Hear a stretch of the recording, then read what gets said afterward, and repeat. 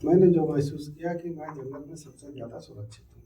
क्योंकि हमारे दर्शक इस बात के लिए भी उत्सुक होंगे कि अगर उनको इस फील्ड में जाना है तो क्या क्या तैयारियां करके अगर मान लो घर से वो निकलते हैं, कहीं मान लीजिए विजिट पे जाते हैं, कहीं घूमने जाते हैं।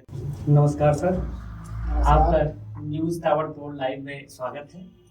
और मैं चाहता हूं कि चूंकि आपका परिचय बहुत लंबा है, बहुत बड़ा है, तो आप स्वयं अपना परिचय दें हमारे दर्शकों को। सबसे पहले तो न्यूज़ ताबड़तोड़ के कार्यों के लिए और पत्रकारिता जैसे महत्वपूर्ण मिशन के लिए आप लोगों के आने का बहुत बहुत धन्यवाद आलोक जी। मैं अशोक कुमार कश्यप वन विभाग में रेंज ऑफिसर के पद पर कार्यरत था तथा साथ में सामाजिक विसंगतियों पर कार्य भी करता रहा और वन विभाग में कार्य करने के दौरान मुझे पेड़ पौधों वनस्पतियों तथा उनके औषधीय गुणों के बारे में जानने का प्रयास किया। हमारे एक उच्च अधिकारी ने मुझे वाइल्ड लाइफ फोटोग्राफी, विशेषकर बर्ड्स की फोटोग्राफी के लिए प्रेरित किया।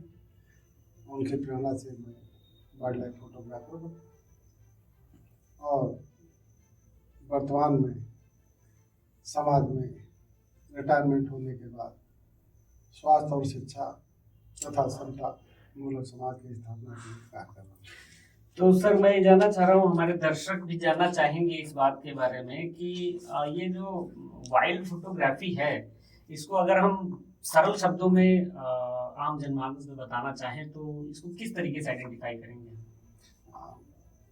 एक तो फोटोग्राफी का मतलब है हमारे पास वर्तमान समय की जो घटनाएं हो रही हैं या फोटोग्राफी कर रहे हैं, तो एक हमारे पास डाटाबेस तैयार हो जाता है।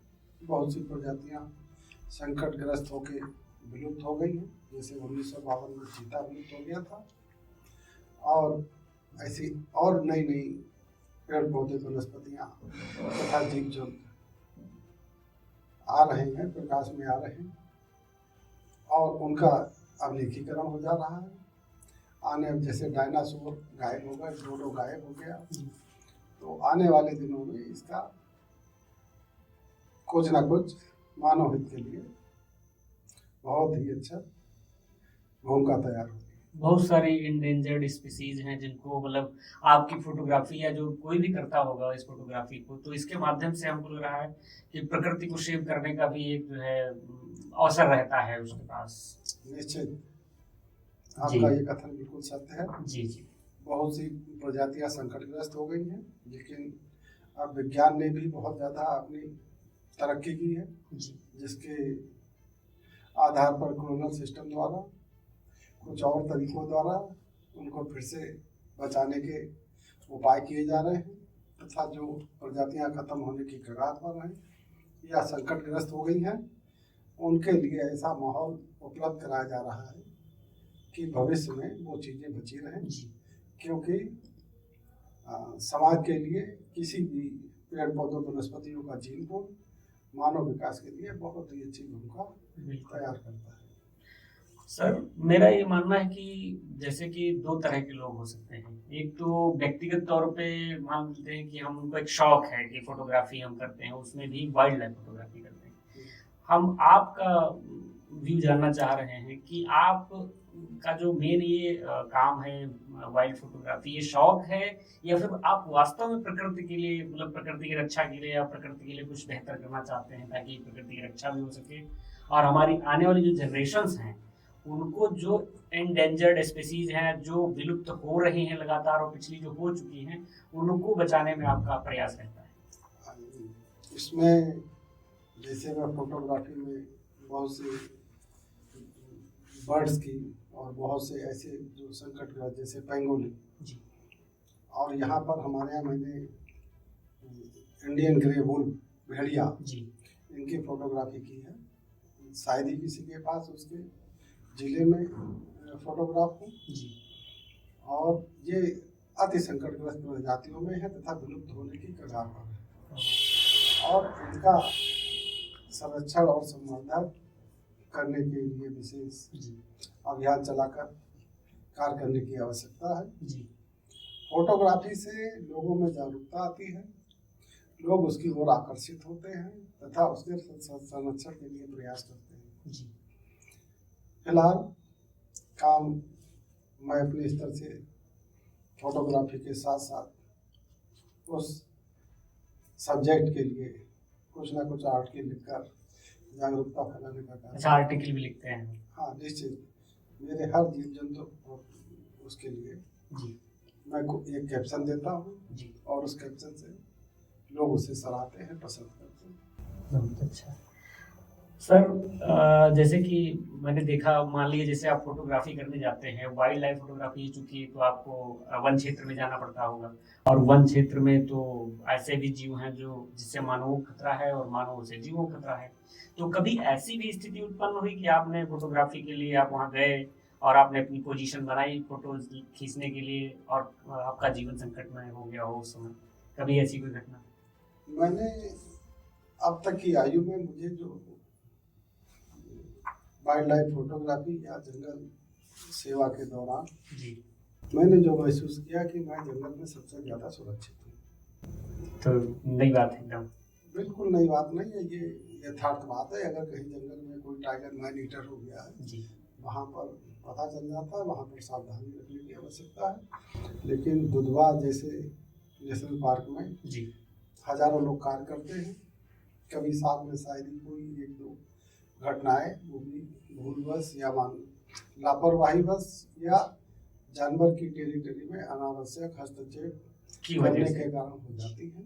उसके लिए वन्य जीव थोड़ा बहुत दोषी हो सकता है, लेकिन पूर्णतः नहीं। जी। कभी ऐसा नहीं हुआ कि मतलब आपके ऊपर ऐसा नहीं, इस तरह की कोई खतरा घटना महसूस नहीं है। हुआ हो? उसके कई एक वैज्ञानिक प्रमाण भी है। जैसे टाइगर अगर जंगल कहीं पर है तो वो हमारी आवाज, हमारी गंध, जी, हमारी उसकी चूक सूंघने की, सुनने की और देखने की, ये तीनों इंद्रियां बहुत ज़्यादा विकसित होती हैं। हमारी पसीने की गंध को महसूस कर लेता है, जो उसके लिए अजीब लगती है। वो या तो चुप जाता है या फिर वहाँ से हटने का प्रयास करता है। ये चीज़ें ज्ञान की चीज़ें हैं जो मैं आप दर्शकों को बताना चाहता हूँ कि ऐसे अनुभवी लोगों से अगर इस तरीके के हम चर्चाएं करते हैं तो आने वाली जो हमारी पीढ़ियां हैं वो वाइल्ड फोटोग्राफी की तरफ अगर बढ़ना चाह रही हैं तो ऐसी बातों को अगर फॉलो करती हैं तो आने वाले समय में वो भी सर की तरह अपना बेहतरीन करियर, और या अगर उनका कोई शौक है फोटोग्राफी करने का तो वो भी परचम लहरा सकते हैं अपनी इस फील्ड में। सर ये जानना चाह रहे थे कि अभी पूरे इस अपने जीवन काल में जितना भी समय आपने दिया होगा फोटोग्राफी में, वाइल्ड लाइफ फोटोग्राफी में, तो उसमें कोई ऐसा जीव छूटा हो जो आपको लगता हो कि इसकी हमको फोटो निकालनी चाहिए थी, या कोई पक्षी ऐसा जो मिस करते हो जिसको आप? फोटोग्राफी एक अनंत, जी, इसकी कोई सीमा नहीं है। कहीं पर हम बहुत अच्छी फोटोग्राफी कर लेते हैं, लेकिन कहीं ना कहीं कुछ चीज़ें कमी रह जाती हैं, महसूस होती हैं। एक दो घटनाएं इस तरह हुई कि उस वक्त मेरे पास कैमरा नहीं था और मुझे बहुत ही अच्छे दृश्य मिल रहे थे और मोबाइल से मैंने फोटोग्राफी करना उचित नहीं समझा। लेकिन ये इत्तेफाक होता है, हर किसी के जीवन में ऐसे क्षण आते रहते हैं, तो वो कमी तो कभी कभी महसूस होती है। और फोटोग्राफी तो कभी भी कहीं भी। वैसे प्रायः कैमरा साथ में रहता है? हाँ, मोस्टली मैं कैमरा अपनी गाड़ी में साथ में रखता हूँ। कैमरा है, लेंस है, सावधानी है, मतलब कहीं भी दृश्य मिले तो उसे फोटोग्राफी कैप्चर करनी। किया जाए। जी जी। अच्छा, ऐसा मतलब जब आप फोटो लेते हैं जैसे कि, तो ऐसा कौन सा एंगल बेहतरीन होता होगा, मतलब ऐसी कौन सी पोजीशन, जिस पोजीशन में पक्षी है या फिर जीव जिसका आप फोटो खींचना पसंद करते हैं? ऑब्जेक्ट जो है वो सूर्य की किरणों के विपरीत ना हो।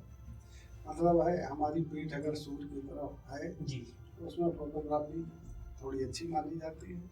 फिर फोटोग्राफी करने के लोगों की अलग अलग सोच होती है। जी, कोई कोहरा में या पाला में फोटोग्राफी करना पसंद करता है, कोई केवल वाइल्ड लाइफ में टाइगर को ही पसंद करते हैं, टाइगर और लेपर्ड को फोटोग्राफी करना पसंद करते हैं।